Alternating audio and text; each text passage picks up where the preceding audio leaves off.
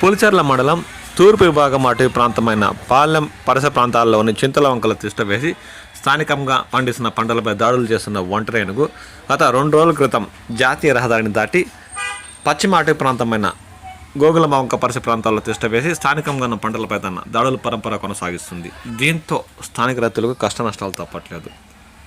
పాతపేట గ్రామంలోకి శుక్రవారం రాత్రి ఒంటరి ఏనుగు వచ్చింది. దీనిని చూసి పశువులు బెదిరిపోయాయని స్థానికులు ఆందోళన వ్యక్తం చేశారు.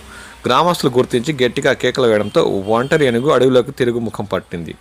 అంతకుముందు గోగులమ వంక నుంచి బయలుదేరి పాతపేటకు చేరుకుంది.